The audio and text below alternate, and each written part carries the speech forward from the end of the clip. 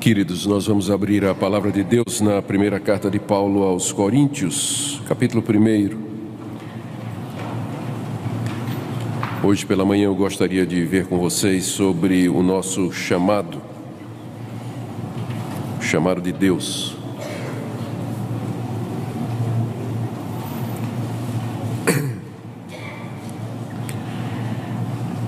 Primeira carta de Paulo aos Coríntios, capítulo 1. Do verso 26 até o verso 31.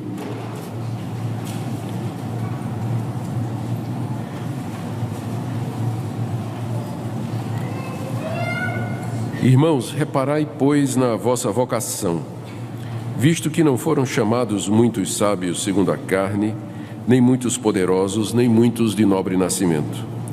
Pelo contrário, Deus escolheu as coisas loucas do mundo para envergonhar os sábios, e escolheu as coisas fracas do mundo para envergonhar as fortes. E Deus escolheu as coisas humildes do mundo e as desprezadas e aquelas que não são, para reduzir a nada as que são, a fim de que ninguém se vanglorie na presença de Deus. Mas vós sois dele em Cristo Jesus, o qual se nos tornou da parte de Deus sabedoria e justiça e santificação e redenção, para que, como está escrito, aquele que se gloria, glorie-se no Senhor. Meus queridos, Paulo escreveu estas palavras para ajudar a igreja de Corinto a resolver um problema de divisão que havia na igreja. A igreja estava rachada em 4 grupos. Um grupo dizia, eu sou de Paulo, outro grupo dizia, eu sou de Apolo, outro grupo dizia, eu sou de Pedro, e tinha um quarto grupo que dizia, eu sou de Cristo. No final, era a formação de grupos em torno de personalidades, porque à exceção de Jesus Cristo, Pedro, Paulo e Apolo tinham sido ministros e líderes e pregadores na igreja na sua história recente, talvez Pedro menos, a possibilidade de que Pedro tenha estado lá pelo menos para visitar a igreja de Corinto. E não é que fosse errado aqueles grupos terem os seus pregadores prediletos, ou se identificar mais com um determinado líder.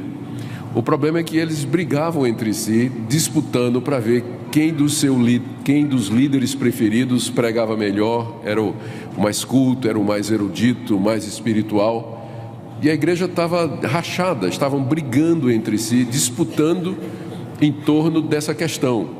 Quem desses homens é o mais espiritual, ou mais capaz, ou o mais brilhante na pregação. E a razão é que os coríntios transferiram para a igreja aquilo que eles eram no mundo. Os coríntios gostavam muito de filosofia, eles eram gregos, e havia muitas escolas de filosofia em Corinto. E os filósofos de Corinto, bem como em outras partes do mundo, eles iam para a praça pública e começavam a fazer discursos e a elaborar suas ideias, usando retórica, frases construídas, frases de efeito, para emocionar as multidões e depois passar o chapéu, para tirar dinheiro, e é assim que eles ganhavam a vida. E os coríntios gostavam muito disso, eles apreciavam a retórica. Quando eles ouviram o evangelho pregado por Paulo, entraram, se tornaram cristãos e formaram a igreja, eles trouxeram essa mentalidade para dentro da igreja e começaram a comparar os grandes pregadores cristãos, para saber quem era o maior, quem pregava melhor, e deu briga dentro da igreja. Paulo então escreve os 4 primeiros capítulos dessa carta para ajudar aquela igreja a parar com isso. E ele menciona aqui as brigas, no verso 10, ele diz, meus irmãos, eu peço que falem todos a mesma coisa, que não haja entre vocês divisões, que vocês estejam unidos na mesma disposição mental, no mesmo parecer. No verso 11 ele diz, a vosso respeito, meus irmãos, fui informado pelos da casa de Cloe de que há contendas entre vós. Refiro-me ao fato de cada um de vós dizer, eu sou de Paulo, e eu de Apolo, e eu de Cefas é Pedro, e eu de Cristo. Então, era esse o problema que Paulo estava querendo resolver aqui. Ele vai falar a respeito da cruz de Cristo, da sabedoria de Deus, e uma série de outros princípios que ele coloca para ajudar aqueles cristãos a perceber que as dissensões, as brigas, as contendas entre eles por causa de homens, aquilo não cabe na igreja cristã. E eu queria focar num dos argumentos de Paulo nessa manhã, que é a questão do nosso chamado, no texto que eu acabei de ler. O verso 26, Paulo já argumentando nessa linha que eu falei, ele diz: meus irmãos, olhem na sua vocação, olhem para a vocação de vocês. Quem é que Deus chamou?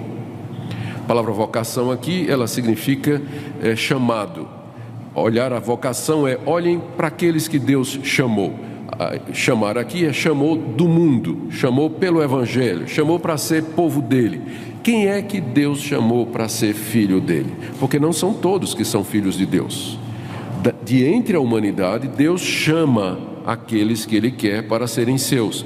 E Paulo diz: dá uma olhadinha no tipo de gente que Deus chamou. Observa a vocação de vocês. E daí ele tira algumas lições preciosas que eu gostaria de compartilhar com vocês. Eu vou começar primeiro explicando essa questão da vocação ou do chamado. E vou começar com uma declaração. Nós só somos cristãos por convite. Sabe aquelas festas fechadas que você só entra de convite? Na igreja não tem penetra. Você só entra se foi convidado. Você só faz parte do povo de Deus se Deus lhe chamou. Se Ele não chamou, não adianta, porque você nem querer vai.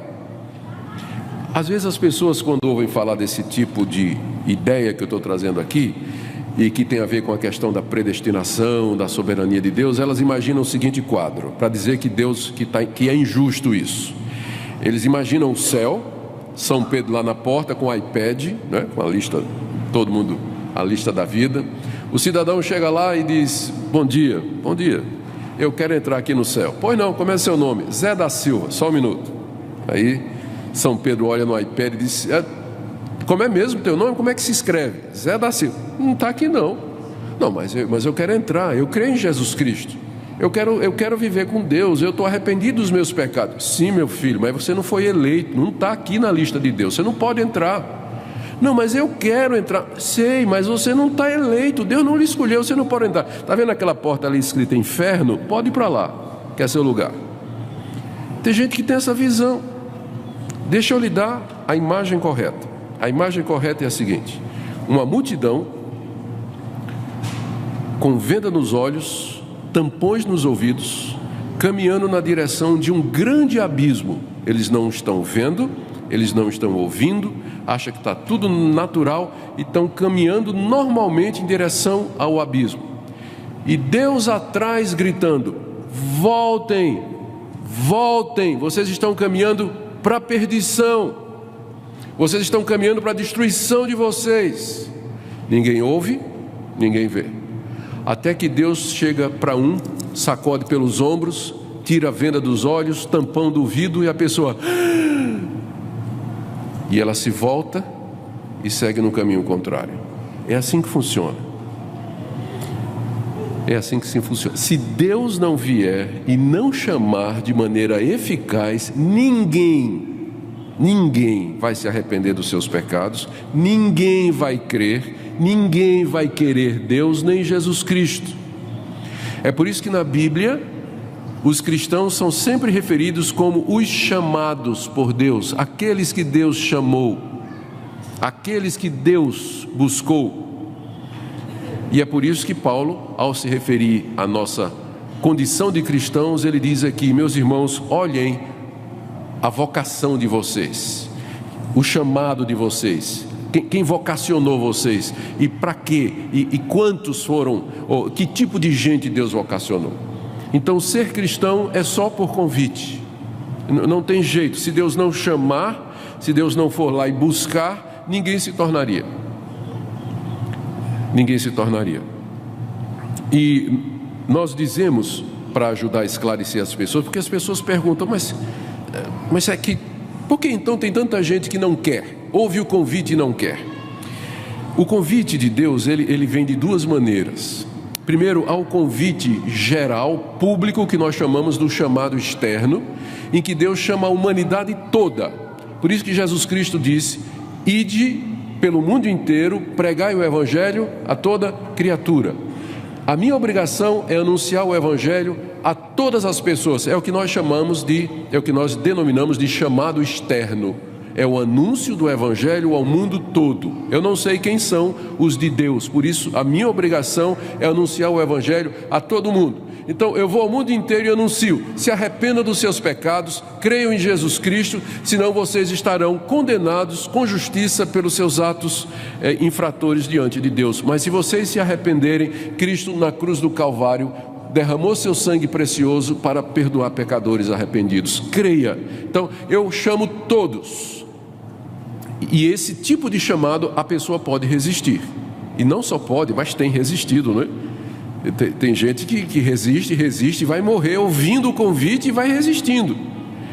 Mas tem o chamado interno, que a gente denomina de chamado eficaz, onde Deus, junto com o chamado externo, Ele vai lá no coração do pecador e fala ao coração do pecador, e convence o pecador, e diz: você está perdido mesmo. Você precisa de mim, você não pode se salvar por você mesmo. E Deus de tal maneira conversa com ele, que ele se persuade, ele se convence, e voluntariamente o pecador se volta para Deus arrependido, e ele crê pela graça de Deus. Então tem o chamado externo, que é a pregação do Evangelho, que pode ser resistido, mas esse chamado interno, ele é irresistível. Quando Deus chama no coração, a gente vem. Eu passei minha vida toda na igreja, já contei isso para vocês, ouvindo o Evangelho desde criança.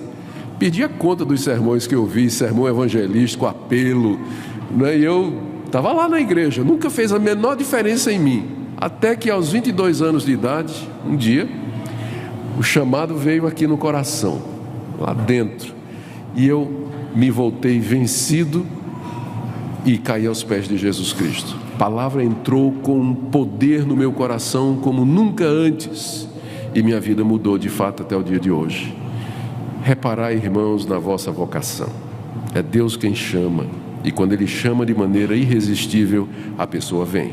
Vem como Saulo de Tarso, que ia matar os cristãos lá no caminho de Damasco, e Cristo chamou, e ele caiu no chão, se humilhou diante de Deus e perguntou: quem és tu, Senhor? E se transformou no maior pregador do Evangelho. Há inúmeras histórias que podem ser contadas de pessoas que ouviram, até aquele dia em que Deus chamou lá no coração e a pessoa voltou. Por isso, não desista do seu querido que está resistindo ao chamado externo. Não desista do seu filho, não desista do seu parente, dos seus amigos, da sua esposa, do seu marido, que está ouvindo o chamado externo, o Evangelho está resistindo, porque uma hora dessa, Deus vai chamá-lo, e aí ele vem mesmo, e vem voluntariamente, e vem dizendo: por que eu não atendi antes, né? Por que eu não quis antes? Deus de fato muda o coração. É nisso que consiste o chamado. Deus nos chama para sermos dele, para sermos parte do seu povo. O que Paulo quer aqui é que nós olhemos para o tipo de gente que Deus chama. Deus chama todos, mas eu me refiro à chamada eficaz, aqueles que Deus chama para serem seus filhos e que vêm. Aqui no verso 26, Paulo diz: quem é que Deus não chama?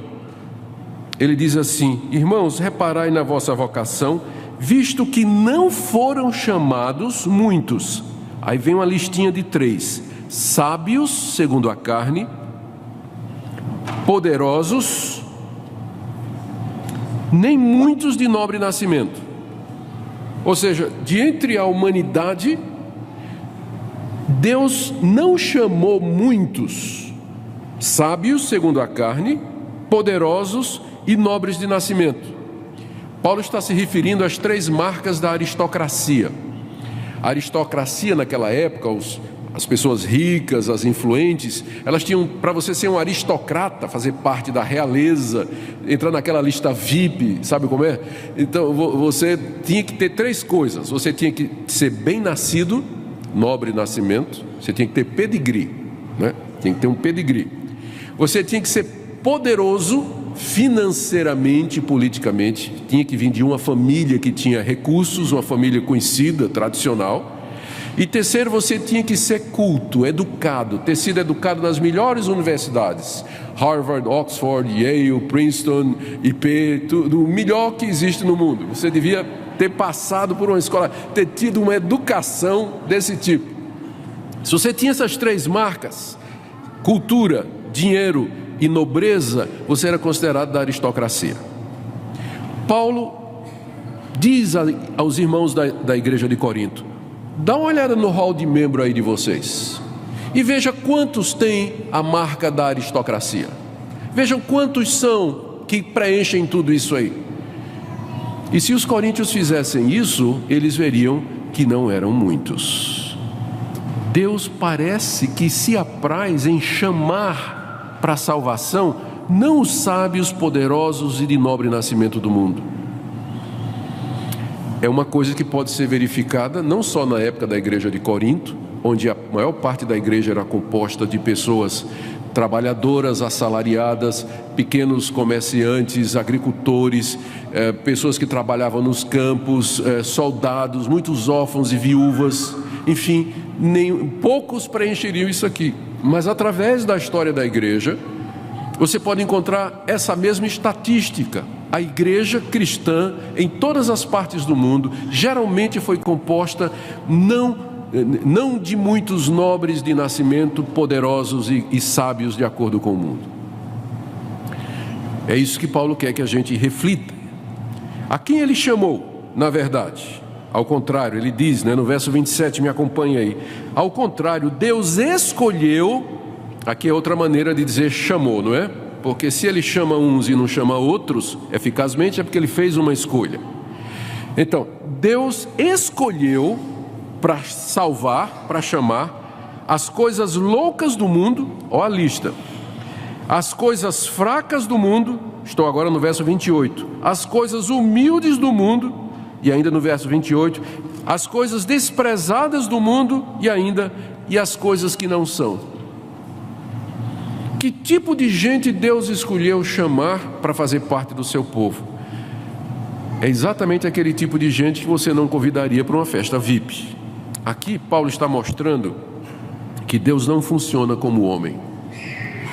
Deus não funciona como homem. Nós tendemos a exaltar, reverenciar, respeitar na nobreza, na realeza, na aristocracia, na beleza, na erudição, no brilho das pessoas, no talento, enfim. A nossa tendência é exaltar o homem e a sua capacidade. Deus fez a sua igreja ao contrário. Ele fez a sua igreja exatamente. Deus escolheu aquilo que você não escolheria, e aquilo que você rejeitaria foi exatamente aquilo que Deus resolveu chamar para ser parte do povo dele. As coisas que não são. Olha a lista aqui, mais uma vez. Verso 27. Deus escolheu as coisas loucas do mundo. Não é que Deus escolheu os doidos, né? Mas aquilo que para o mundo parece loucura. Aquilo que os sábios do mundo, os eruditos, os especialistas, os cultos, eles consideram como loucura, esse negócio de fé, religião, isso é uma coisa primitiva, não é? Acreditar num carpinteiro morto numa cruz, derramando sangue para salvar nossos pecados, isso é uma fé, isso é a vida toda, o tempo todo, quem sempre ironizou, zombou, criticou e perseguiu o cristianismo foram os sábios e entendidos, escrevendo livros e mais livros para destruir a fé simples dos cristãos. Então esses que para o mundo são uma loucura, foi exatamente o que Deus chamou. Deus chamou, não só os loucos, ele fala aqui, Deus escolheu as coisas fracas do mundo. Quem são os fracos? Os desprovidos, não têm influência política, não têm dinheiro para conseguir um empréstimo, é um sacrifício, né? Porque ninguém não tem nem fiador. São pessoas que não têm poder, elas não conseguem financeiramente, politicamente fazer a diferença. São as pessoas fracas do mundo. Foi quem Deus chamou.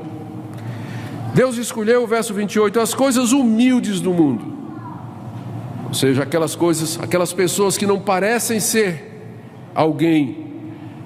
aquelas pessoas que não só são humildes, mas são humilhadas, como o próximo categoria as coisas que são desprezadas, aquelas para quem os ricos, os poderosos, os nobres torcem o nariz. Olha assim, dizem isso, quem é esse? É do povão. Isso é o povão. Zé Povinho, já ouviu falar da expressão? Isso é o Zé Povinho. Pois exatamente Deus foi buscar o Zé Povinho. Deus foi chamar exatamente esse tipo de gente. Irmãos, olhai a vossa vocação, diz o apóstolo Paulo. Por que é que Deus, de entre a humanidade, foi chamar exatamente aquilo que para a humanidade em geral é o refúgio? Porque se a gente fosse montar uma igreja, a gente sairia escolhendo o senador, deputado, sem ser do PT, é claro, né? Os poderosos, os milionários, a gente sairia chamando esse pessoal, não é verdade?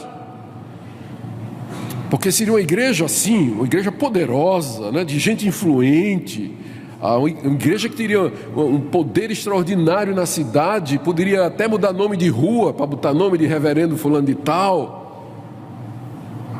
Mas não é assim que Deus funciona. Ele faz exatamente o contrário. E a pergunta é por quê? Por que é que são poucos? Não estou dizendo que não exista, mas Paulo diz que eles são poucos. Por que é que são poucos? Os ricos, poderosos, de nobre nascimento e cultos segundo o mundo. Por que é que são poucos quando você olha a igreja na sua história e no mundo todo? A resposta é muito simples que Paulo nos dá aqui no verso 27. Ele já começa a dizer: são duas razões. Primeiro, para envergonhar os homens. Verso 27. Deus escolheu as coisas loucas do mundo para envergonhar os sábios. Escolheu as coisas fracas do mundo para envergonhar os fortes. Escolheu as coisas humildes do mundo e as desprezadas e as que não são, para reduzir a nada os que são. Ou seja, Deus fez isso para cortar a ocasião à glória humana, para não dar oportunidade para que o homem se glorie. O que Deus está tratando aqui é o problema fundamental do homem. É o problema fundamental do homem. O nosso problema fundamental é a arrogância, é o orgulho, é a vaidade, é a gente pensar que é alguma coisa. E porque a gente pensa que a gente está no controle, porque nós pensamos que poder, dinheiro, beleza, talento, isso abre as portas e faz de mim um semideus.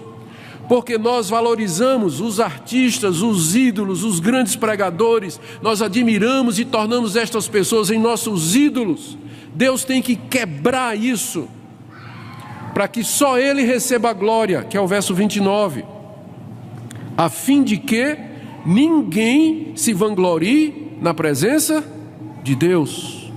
Deus não divide a glória dele com ninguém. Ele é o Criador, Ele é o Senhor de todas as coisas, Ele tem todo o poder no céu e na terra, e Ele não vai dividir a sua glória com criaturas pecaminosas, vulneráveis, limitadas, que somos nós. O grande problema nosso é que a gente tem o queixo empinado, e Deus tem que derrubar isso, porque Ele não vai dividir a glória dele com ninguém. Por isso, a igreja de Deus é feita exatamente daquele tipo de gente que para o mundo é desprezado. Deus chama exatamente essas pessoas, como que dizendo assim aos ricos, poderosos e sábios: eu quero ver o braço de vocês, a sabedoria de vocês, o dinheiro de vocês pagar os pecados de vocês. Eu quero saber como é que você vai pagar os seus pecados com seu certificado de nascimento na família tradicional tal. Eu quero saber como é que você vai pagar os seus pecados com o extrato da sua conta monstruosa na Suíça. Como é que você vai pagar seus pecados? Eu quero saber se com seu diploma de PhD, DDD, TNT, ODD, tudo que for de diploma, como é que você vai pagar a sua culpa diante de Deus? E a resposta é que nós não temos como. Deus faz isso para mostrar que a salvação é dele, do começo ao fim. Ninguém se salva pelos seus méritos, pela sua beleza, pelo seu talento, pelo seu poder, pelo seu nascimento, pela sua fortuna, pelo seu conhecimento e pela sua sabedoria. Nós somos salvos, e agora vem o ponto. Nós somos salvos, verso 30, mediante Cristo Jesus. Mas vós sois dele, em Cristo Jesus, o qual se nos tornou da parte de Deus sabedoria verdadeira, justiça, santificação e redenção. Tudo isso que o poder humano não pode comprar, Deus nos deu gratuitamente em Cristo Jesus. Deus fez isso. Cristo, verso 30, foi feito da parte de Deus para nós a minha sabedoria. Eu não tenho, por mais que eu estude, por mais que eu conheça, por mais que eu tenha diplomas, eu nunca serei sábio o suficiente para me salvar. Mas eu não preciso, porque Cristo é minha sabedoria. Nele reside todos os tesouros da sabedoria e da ciência. Ele é a imagem do Deus invisível. Toda a minha bondade, toda a minha moralidade que eu aprendi na família que eu nasci, não pode me trazer justiça, me declarar justo diante de Deus. Mas eu não preciso, porque Cristo é minha justiça da parte de Deus. Ele pagou os meus pecados na cruz, Ele cumpriu os mandamentos no meu lugar, Ele satisfez a justiça de Deus. Por mais esforçado que eu seja, por mais dedicado que eu seja, eu nunca chegarei a um ponto de santidade que eu vá merecer alguma coisa de Deus, mas não precisa, porque Cristo foi feito da parte de Deus a minha santificação. Verso 30. E por mais nobre, rico, poderoso, sábio e entendido que eu seja, eu nunca vou poder me redimir da minha culpa e dos meus pecados. Mas não precisa, porque Cristo foi feito da parte de Deus a minha redenção. Em Cristo Jesus eu encontro tudo o que eu preciso e que o mundo considera como refúgio. Aquilo que o mundo tenta obter pelo seu esforço, beleza, erudição, estudo e conhecimento, Deus, e em vão, porque nunca vai conseguir, Deus dá gratuitamente àqueles que Ele chama. O chamado de Deus é para isso. Deus nos chama para isso. O chamado dele consiste nisso: abra mão do seu orgulho, abra mão da sua justiça própria, renuncie a você mesmo, reconheça que não há esperança para você e receba gratuitamente meu Filho Jesus Cristo, porque nele você tem tudo que você precisa: justiça, santificação, redenção e sabedoria. Para que tudo isso? Por que Deus fez isso? Primeira pergunta: por que Deus resolveu nos chamar, nós pecadores que merecíamos a sua ira? E segundo, por que Ele resolveu chamar exatamente os piores dentre nós? Resposta, verso 31, para que, como está escrito, aquele que se gloria, glorie-se no Senhor. Quem foi chamado pelo Evangelho para ser cristão, ele não pode se gloriar em outra coisa a não ser em Jesus Cristo. Cristo é a nossa glória, irmãos. Nós não podemos nos gloriar no homem, embora reconheçamos o talento, embora reconheçamos a capacidade, reconheçamos a beleza. Nossa glória nunca pode ser nos homens, mas na pessoa de Cristo Jesus. Esse era o problema da igreja de Corinto, quando dizia: eu sou de Paulo, de Pedro e de Apolo. Estavam se gloriando nos homens. Por isso Paulo diz aqui: dá uma olhadinha aí quem é que Deus chamou, vê se Deus valoriza esse tipo de coisa que vocês estão valorizando. Não há lugar para glória humana na igreja. São estas as conclusões agora que eu queria chegar para os irmãos. Por que Paulo quer que a gente olhe para isso? Ele começa essa passagem dizendo: irmãos, olhem a vocação de vocês. Por quê? Primeiro, para que, como eu já disse, não se gloriem nos homens. Segundo, para vocês não presumirem de vocês mesmos, para vocês não pensarem que a sua relação com Deus é meritória, é baseada no que você é, no que você ganha, no que você tem, na sua capacidade, na sua beleza, no seu talento. Não é baseado nisso, porque não há nada em você que possa atrair o favor e o amor de Deus, a não ser a sua própria miséria. Deus faz isso para que nós não presumamos de nós mesmos. E Ele faz isso também para que nós acabemos com toda divisão, toda dissensão, toda ira, todo rancor e toda discórdia na igreja. Porque o que é que você é e o que é que eu sou? Pecadores miseráveis, chamados pelo mesmo Deus, salvo pela graça. Por que eu vou me exaltar contra meu irmão, que foi chamado da mesma forma que eu? Por que eu não vou perdoá-lo? Por que eu não vou caminhar com ele, andar com ele? Se fomos chamados por esse Deus soberanamente para fazermos parte do seu povo. Se existe uma contradição, é um crente arrogante. Isso é uma contradição, porque ou ele é crente ou ele é arrogante. Mas ele não pode ser as duas coisas ao mesmo tempo. Porque ele foi chamado, ele foi talhado da rocha do mundo e do pecado e chamado para ser de Deus. Eu queria que nós nessa manhã, meus irmãos, tomássemos a decisão de resistir a toda glorificação humana. Que a igreja seja o lugar de pecadores redimidos pela graça. Que não haja entre nós favoritismo, acepção de pessoas, discriminação por causa de beleza, por causa de origem social, poder econômico, poder político, capacidade essa ou aquela. O povo de Deus é um povo chamado de entre a escória do mundo, se vocês entendem o que eu estou dizendo. Mas nós somos dele, esse é o nosso maior tesouro. Nós somos dele em Cristo Jesus. Portanto, devemos nos amar, nos receber, nos ajudar, porque nós somos o povo chamado de Deus. Um dia o mundo vai ver isso. No dia do juízo, quando Deus envergonhar os homens, esse é o ponto. No grande dia do juízo, Deus vai envergonhar a humanidade, dizendo: eis aqui o meu povo. Esse é o povo que eu chamei. Esse é o povo que eu escolhi.